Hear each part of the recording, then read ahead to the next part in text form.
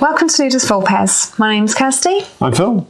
You join us as we run through Planet Unknown. You have seen us build our space bases. We have searched for Planet X. Now, we are searching and building Planet Unknown. Can you build a planet? As you look to settle a new planet in distant stars, because like Earth's bad now, apparently. So, Planet Unknown is a tile-laying game for 1 to 6 players. It does have a solo mode. We haven't, as always, we've not played the solo mode. And it involves a nice little lazy Susan in the middle of the table. We'll talk more about that later on. And it does have, I feel, some reasonable comparators. Yeah. Maybe some examples would be Isle of Cats, Acropolis, My City,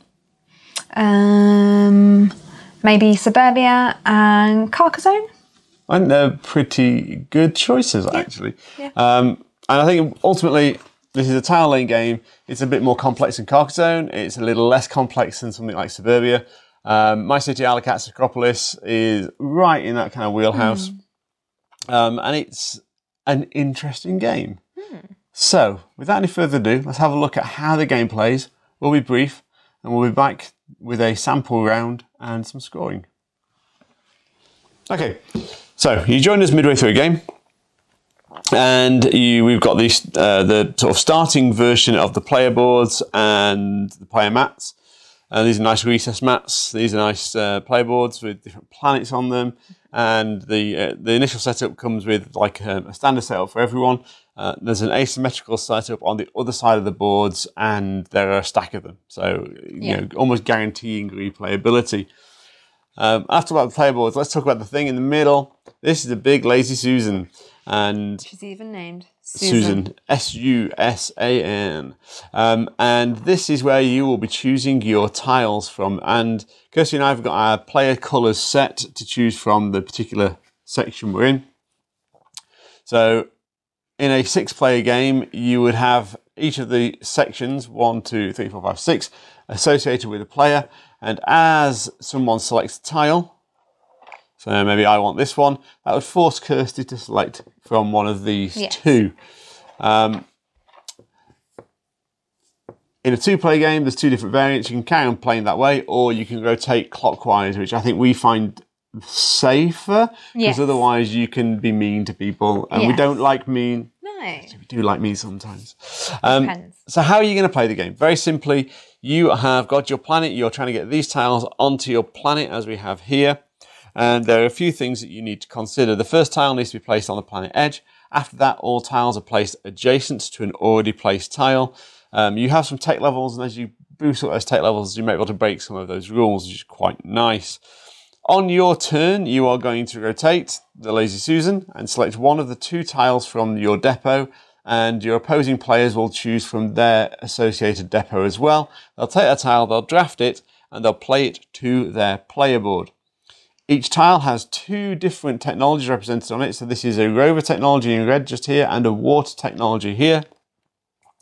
And you will boost your resource tracks based on what you've played. So if I were to play this tile, which has rover and water on it, I would increase my rover track by 1, and I would increase my water track by 1. Each track has a few different ideas that go on with them. So depending on what you're placing, civilization cards, as you get better civilization, allows you to take some of these civ cards. Those civ cards are either immediate points, immediate benefits, or end game scoring.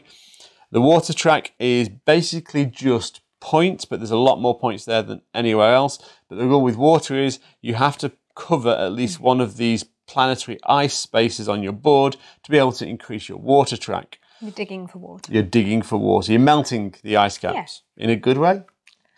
Question mark. The biomass generators are the green ones, and every now and again you get to take the most useful tile in the game, which is this beautiful. Yeah, biomass patches. The biomass patches allow you to fill in single spaces on the board. Basically, micro parks. Yeah, they're brilliant. Very cute. They don't give you any boost on your tracks, but they fill in gaps. And we'll come on to why that's important in a moment. The rover tiles, as you take rover technology, allows you to move your rovers. So if I move mine up to 3, I will be able to move my rovers a combined total of 3 spaces. Rovers are great because they hoover up these life pods. And they also hoover up these meteors that hit the planet. And then the last piece of tech over here is actual tech itself, and you've got 5 tech levels. As you increase your tech level, you're going to get some benefits. So the first level on the standard player board is you can ignore the adjacency rules. Fantastic. The second level is you can store some of those biomass tiles and so on and so forth. When you flip the tiles over, these player boards over, you get some more complex rules sitting in there, but they are fantastic and they add interest. You've also got, in the standard game, 3 shared neighbourly objectives that you can either win or tie or lose. And at the end of the game, you're going to score points for these. In a 3 or more player game, you're going to have 1 between you and each player. So you're going to have a shared opportunity to take those. It's a really nice touch, I think. So in essence, that's how the game's going to play. A couple more things to note. When you place a tile with a meteor, you have to put a meteorite token onto it. You can hoover those up with your rover, but they're going to stop you scoring points if you do not. Correct. Now, let's talk about points. Points come from a number of places. Each of the resource tracks have points in there dedicated to them. They're medal symbols. They're medal symbols. Each life pod, of which there are 6, will score you a point. And then on your player board, Kirsty. You see, hopefully you can see here, there's grid lines. And for each section of that grid that is complete, you will then score. So as I've completed those 2, I'll get 1 point. As I've completed all those there, I'll get 1 point if I remove that meteor, and so on. And it's the same going down as well. Yeah. And the longer columns are worth 3 points, and the shorter columns are worth 1 point, and there are some 2-point columns. 2 points in the middle. You've got columns and rows as well. Yeah. So you're trying to fill this up. The game ends when, certainly in a 2-player game anyway, when one of you can no longer make a legal move. In larger player counts, if one of the depots, where each depot has 2 different types of tiles, a larger one and a smaller one, if the depot empties, if one depot empties, that will trigger the end game as well. Yeah. At which point everyone will finish their turn, and you will then total up your end game points. So that's how the game plays. There's maybe a hint more complexity to it as you're playing the game, but overall it's a pretty simple, straightforward game where you're drafting based on what's facing you and placing it to your player board. Okay, should we go through a sample round? Yes, let's do that. Okay, so have you moved it? I haven't moved it yet, so okay. I'm going to rotate round, and we get a choice. I get a choice of these 2. Kirsty will get a choice of these 2. Remembering that in a 3 or 4 player game, I could have chosen any of those spaces to rotate to me, forcing my opponents to take a different action. So I'm going to place this one. It's got a biomass and a tech. I'm going to increase my tech level first. Then I'm going to increase my biomass. And I'm going to get, because I've covered the biomass benefit, I'm going to get one of these biomass patches. And because I boosted my technology, I get to store that little biomass patch. Okay, so I'm placing this piece here. I'm putting it over ice, which means I can access the water.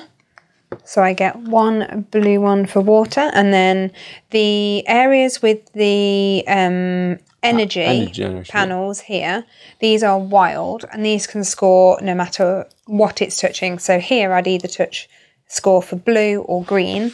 Looking here and looking at this space that I've got here, I really want to get a green. So I'm going to take that as a green and take that little square and fill in that little incomplete there. Like so, she says. Like so. There we go. Done. Okay, and then end of that turn, we rotate around and we begin again. If it had been a multiplayer game, it would be the next, we pass the first player token around, and the first player, whoever was the first player, would be able to rotate that to whatever they want. I'm going to take this rover movement here because I like it. I mean, why not? What do I have here?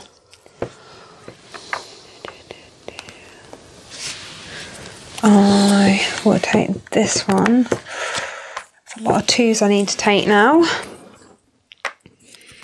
And I'm going to put that there like so, which gives me 1 black and 1 wild, which I will take as a blue, and that blue will give me 1 anywhere I want. So looking at the number of meteors that I have, I'm tempted to take, no, I'm going to take the green and take the +1, which I will then use as a red to give me 2 movement. So I'll go 1, 2, and take that little biopod home. Okay. We'll join you for scoring in just a moment. So, you join us at the end of the game, and we're going to go through final scoring. So, I think Phil's won this one for the first time. So, we've got a nice little score pad. You can even name your planet. Yes, you can. I'm not. So, the first thing you do is you score what's on your player board. So, you're counting complete columns and complete rows. So, I'm going to start over here, going 1, 2, 3. 1. Oh no. 1, 3, 6, 7, 8, 9, 10, 11, 12, 13, 14, 15, 16, 17, 18, 19.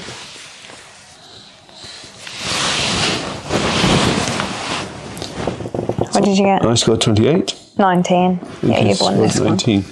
So then we look at the resource tracks and see how far you've got, how many medals you've either covered or gone past. So I've got 3 for that one, +5 there is 8, +2 there is 10, +2 is 12, and then plus another 1 is 13. So I've got 3, 13, 16, 16, 17, 18. And then we count life pods. I've got 4 life pods, so I get 4 points. Life pods. And Kirsty also has 4. Then we look at meteorites collected. So for every 3 meteorites, you score 1 point, unless you got this very exciting card here. So for every 3 meteorites, I score 2 points. So I get 6 points for meteorites. I've got 1, 2, 2 points because I didn't get a chance to move my rover one last time. Civ cards. 0 points. Are these here. So I get 1 point for this card here. Nothing for there. And then we look to divide up these neighbourly objectives. So collected the least meteorites. You. That's me. That's 5 more points. Has the largest area of water. No, 1, it's 2, not 3, even working. 4, 5, 6, 7, 8, 9, 10, 11, 12, 13. Yeah. I'm 4, 5 even, so that's Kirsty's. And have the most tech resources on the edge. So 1, 2, 3, 4, 5, 6. So that one's mine as well. So I get a further 10, and Kirsty gets 5. So I suppose I had to let him win one of them. Really? 20, that's 37, 41, 49 for Kirsty. It's my lowest score by a long way. And I am on 28, 32, 35, 45, 55 plus 61, 62 for me. Still lower than my lowest score. Okay, so 62. Lowest winning score. 62 places 49. So, and they're relatively tight games, which is quite nice. Yeah, it is. It's a good game. So, that goes over to one side. So, let's move on to our final thoughts. Kirsty, over to you. Okay. So, for anyone who watched the Essen list from 2021 will know that Planet Unknown was on that list. Yep. I think it was that one anyway, or what we're looking forward to in 2022. It was on one of the lists. Planet Unknown was way up there. And I was very much looking forward to having a chance to play this. And I was a bit like, oh, I don't know, when we're putting the pieces in, it's a bit like there's one section where it doesn't just quite fit in right. But having played, it doesn't hinder the play at all. For me, because generally I've got little nimble fingers, so I can easily get bits and pieces out. The component quality in this game is really, really good. And bearing in mind, this is the deluxe edition. So the Kickstarter deluxe edition. So like the triple layered resource board, which is important because things can easily get knocked when it's just on a, you know, they're quite rigid in this. The little components, the little meteorites, they're quite, you know, it's chunky, it's well made. The little rovers, they're easy to pick up because that's something I'm always aware of in games. And I just think, I think it's like the component quality is up there for me. What do you think? Yeah, there's the component quality. There's no doubt the component. I mean, the actual planet boards are a little flimsy, but in fairness, even knocking them a little bit once you've got quite a lot of tiles on it doesn't really make that much of a difference. It doesn't push them around. I would say overall with the game, I think I'm quite happy with the game. I think it plays really nicely. There's plenty of bonus modes that you can play. So there's an event deck in there that can mix things up a little bit. These objectives, normally you play with the neighbourly objectives, but there's also private objectives that you can deal for people. So you can really mix it up and like keep variety going in the game. I think you get that in a lot of Kickstarters, but I think here the variety is well thought out, very well considered, and very well implemented. So what I really like about this game is the random element of how you get the pieces. So obviously in things like Isle of Cats, you're purchasing your pieces so you can then forego and know what's coming. You know, My City, it's a flip of a card, but you know that because you can see everything that's out, you know what has already been put out and what's coming up. With Acropolis, you've got the row with the 5. With these, it's hidden information. And there aren't many tile games like that, which is hidden information. Because if you think Suburbia, it's all lined up as well. Yeah, I mean, you can see what's coming up in a 2-player game because you just rotate clockwise. But in a multiplayer that's game, what I meant. It would be so random. Makes a huge difference. Yeah, and I think that's quite... I want to say unique, but it's possibly not. But I like the random element of it. The Lazy Susan is... in a 2-player game, a gimmick. Like there's no, if you just play the clockwise rotation. But we haven't tried it with the random one. It's just a gimmick. Maybe we should not try at 2 players, but at multiplayer counts, it's a nice way of forcing the hand of other players. And that actually moves this from a gimmick to an actual valuable tool. Yeah. Because it allows for that to happen.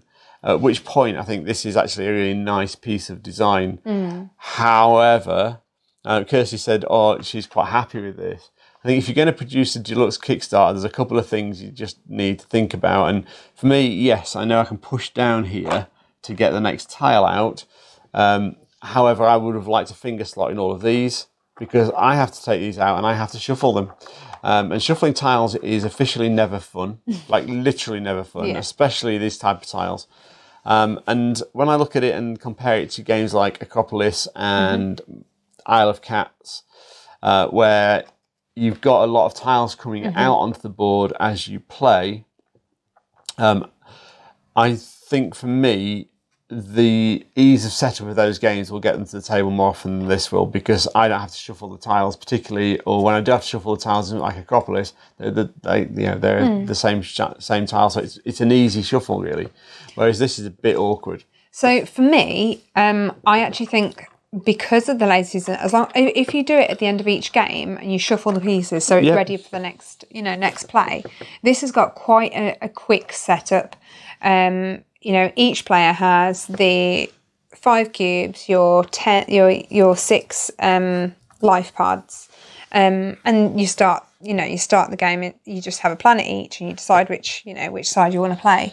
In terms of setup, I don't think it's too bad. There are others which are, Isle of Cats has got a lot of setup. I know we've got the deluxe edition. True. It has a lot of setup, and I think actually when you've chosen the kittens, and when you've done this, and when you've done that, and decide which board, I'd say it's probably on par with this in terms of setup time. Okay. But a way that you could speed it would be to shuffle them at the end of each play. Yeah. So I think overall I really like this game. I think there's a lot of good going for it. I think the ramping up of the complexity by flipping the corporation board and the planet board to the more complex side is really nice. I think the game is pretty well balanced for most play, and there's enough variability there to keep it interesting with new players and old players. this very much feels like a game you can bring to the table, introducing some new players to it while you've got some players who've played before, and there won't be any real challenges in those new players feeling like they've got a good game out of it. For me, in terms of complexity level, I think it's more complex than My City, but it's not as complicated as Isle of Cats. And the reason being, and the reason why I say something like that is the points. When you're playing this game, the points are coming from on the board where you're trying to complete rows in order to score the medals, or the points cards that are put out, unless you get obviously any private extras like the ones that Phil had, which gives you extra bonuses. In Isle of Cats, you've got the private lessons, which means there's so much adaptability and variability. Whereas this, you know, in terms of learning, I think is actually easier. Yeah, that's fair. The theme won't be for everyone if you're not into science, you know, space. But actually, to be honest, it's not too spacey. It's the same kind of level of space as, what was it, Lunar Capital, and the other one, very Neoville. Oh yeah, esque with the bio. There's a definite reminiscence of like hints at those kind of games. Yeah, we didn't put Neoville on the list, and actually, it possibly should have been on our list of comparison games because it's like there's a Well, admittedly, with Neoville, you've got some great 3D components that are growing out of the board, but. Overall, I think this has got a place in that kind of tile laying, Palomino style game. And I do love those games now. You do love those games. I think the closest thing out of our list is probably My City, in fairness, that we mentioned. And I think there's enough extra here, especially with the sort of this sort of track, the resource tracks to kind of bounce off each other a little bit and help to boost your score. And there's some good decisions to be made, but the complexity is managed by only ever giving you a choice of 2 tiles. Yeah. And that's quite nice because it means that you're going to get to the end of the game and it's broadly speaking, you'll have had a good game and you won't feel unfairly done to. Yeah. I'm not sure we mentioned, but Planet Unknown is by Adam's Apple Games, isn't it? Yeah. Really nice artwork as well, by the way. Yeah, and clear, and very clear graphic design as well. Iconography, you know, and the colour choices. Yeah, they've done well. Yeah.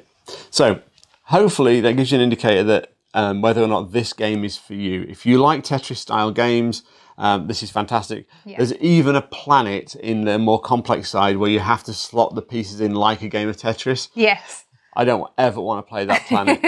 But there is a lot of variability and you can ramp the complexity level up. This is a fantastic little game. A couple of like design flaws for me, not having like finger spaces in here and having this one where they don't actually fit properly. I think they do because it means you can pick them up. No, there's a finger slot in there. It shouldn't be necessary.